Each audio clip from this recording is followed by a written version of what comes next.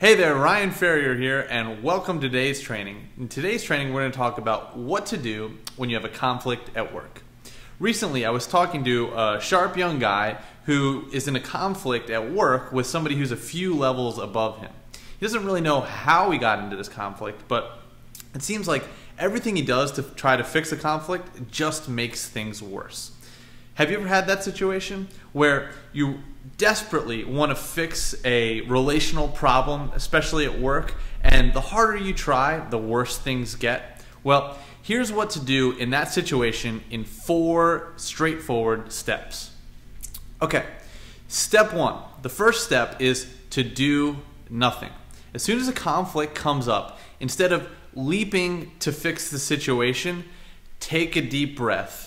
And instead of, when everybody's emotions are high, trying to fix everything really quickly, just cool off. I know this one is hard for me because I really like to quickly resolve conflicts, but in the heat of the moment, things rarely get resolved. So instead of jumping into action, take a deep breath, cool off, and remove yourself from the situation.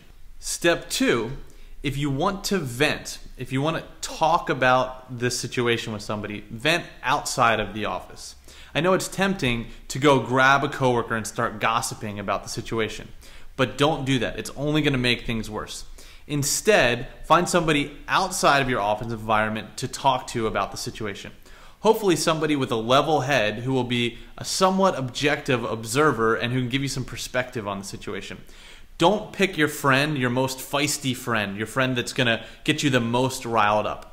Instead, find somebody with a level head who's going to kind of cool you down, give you perspective, and get you composed before you go into step 3. Now, step 3 is to approach the person you're having a conflict with and have a conversation. Now, there's a few things that are important about this conversation. First, it's important to find a time and place where you can have this person's undivided attention.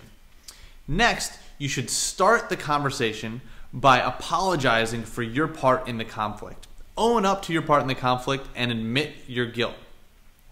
Third, be sure not to point the finger at this person.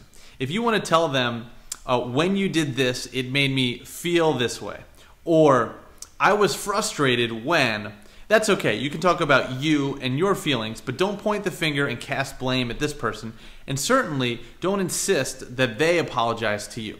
More than likely they will, but don't insist on it.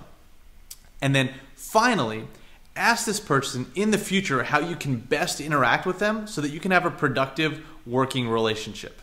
I think you'd be really surprised at the wonders that this conversation can work.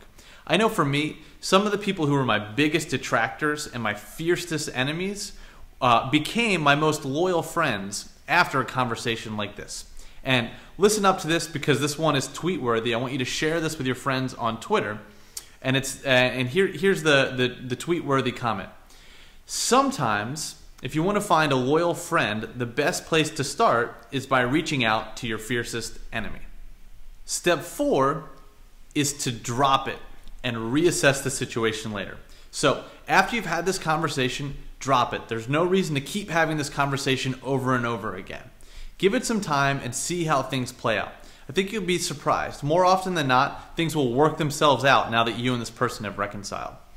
If they don't, if this pattern keeps happening, then think about potentially getting moved to a new project, a new team, or a new department. You don't want to be in a situation where you're continually butting heads with the same person over the same thing and it's just like you guys are oil and water. Now, if this person is your superior and there's no way to kind of get out of the situation, what you need to do then, unfortunately, is just bite your tongue, work hard, and in your own time, look for something new. You may need to switch your employer and find a new place of work. Again, it's not worth treading water and continually to do the same thing over and over again, expecting different results. Sometimes you're in a situation that can't be fixed and you just need to move on. Now I want to send it to you. Leave a comment. Let me know, 1, have you ever been in this type of situation? And 2, what do you think about this 4-step process for resolving conflict at work? As well, if you're not already there, head over to bootstrapmylife.com and sign up for email updates. I share training like this with my subscribers that you won't find on my blog. All right, that's it for today. And until next time, keep being you. Camera speeding. Scene 3, shot 1, take 1. You're going to have the most meaningful life ever, and I'm going to help you.